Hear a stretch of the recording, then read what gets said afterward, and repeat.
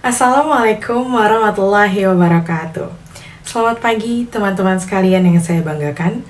Puji syukur, marilah kita panjatkan kehadirat Allah Subhanahu wa Ta'ala yang telah memberikan kita nikmat sehat sehingga kita bisa hadir dalam kesempatan yang berharga ini meskipun kita bertemu secara online.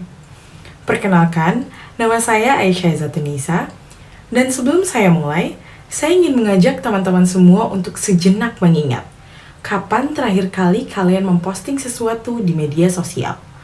Mungkin foto makanan tadi pagi, mungkin story tentang suasana hati kalian, atau mungkin curhat panjang lebar soal drama yang baru saja terjadi. Kalau jawabannya adalah hari ini, well, kalian tidak sendirian, dan saya pun begitu.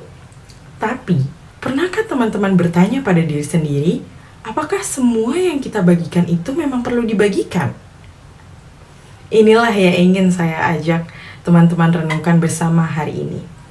Kita hidup di era di mana berbagi sudah menjadi kebiasaan, bahkan kebutuhan. Namun, tanpa kita sadari, kita mulai masuk ke dalam sebuah budaya yang disebut oversharing. Atau, dalam bahasa sederhananya, berbagi secara berlebihan.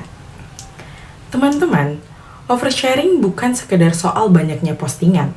Oversharing terjadi ketika kita membagikan informasi yang terlalu pribadi, terlalu detail, atau terlalu tidak perlu kepada publik yang bahkan mungkin tidak benar-benar peduli. Contohnya, mungkin tidak asing bagi kita. Seseorang yang memposting pertengkaran rumah tangganya secara detail di media sosial. Atau seseorang remaja yang menceritakan masalah keluarganya kepada ribuan pengikut.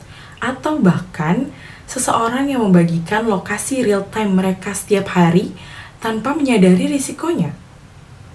Menurut survei dari We Are Social, pengguna media sosial di Indonesia rata-rata menghabiskan lebih dari 3 jam 20 menit setiap hari di platform digital. Bayangkan, dalam waktu selama itu, berapa banyak informasi yang kita konsumsi dan berapa banyak yang kita bagikan tanpa benar-benar berpikir panjang. Lalu, apa yang sebenarnya terjadi ketika kita oversharing? Pertama, dari sisi privasi dan keamanan. Ketika kita terlalu sering membagikan lokasi, rutinitas harian, atau informasi pribadi, kita tanpa sadar memberikan data diri kita kepada siapapun di luar sana. Ini bukan soal paranoia, tapi soal kesadaran digital. Banyak kasus penipuan, pencurian identitas, hingga kejahatan fisik yang berawal dari informasi yang terlalu bebas dibagikan di media sosial. Kedua, dari sisi kesehatan mental. Ini menarik, teman-teman. Penelitian menunjukkan bahwa orang yang terlalu banyak membagikan kehidupan pribadinya di media sosial justru lebih rentan mengalami kecemasan dan ketergantungan validasi dari orang lain. Kita mulai menilai seberapa berharga hari kita dari jumlah likes yang kita dapatkan. Ketika postingan kita tidak mendapat respon yang diharapkan, muncullah perasaan tidak dihargai, tidak diperhatikan, bahkan minder. Ketiga, dari sisi hubungan sosial. Ketika kita terlalu terbuka di media sosial, batas antara ranah pribadi dan publik menjadi kabur. Ada hal-hal yang seharusnya menjadi kenangan indah bagi diri sendiri, justru kehilangan maknanya karena terlalu sibuk didokumentasikan dan dibagikan. Pernah nggak teman-teman menikmati sunset yang indah, tapi pikiran kita malah sibuk, foto ini bagus nggak ya buat di-upload? Nah, itulah salah satu tanda oversharing mulai menggeser kehadiran kita di momen yang sesungguhnya. Lalu, apa yang bisa kita lakukan? Saya tidak mengajak teman-teman untuk berhenti bermedia sosial, karena media sosial, jika digunakan dengan bijak, bisa menjadi alat yang luar biasa untuk berkreasi, berbagi inspirasi, dan mempererat hubungan. Yang saya ajak adalah kita semua lebih sadar dan lebih selektif dalam berbagi. Ada 3 langkah sederhana yang bisa kita mulai hari ini. 1. Tanyakan pada diri sendiri sebelum posting. Apakah ini perlu diketahui orang lain? Apakah ini bermanfaat? Atau aku hanya butuh perhatian saat ini? Tidak ada yang salah dengan butuh perhatian. Tapi, mengenali motif kita adalah langkah pertama yang penting. 2. Jaga batas antara publik dan pribadi.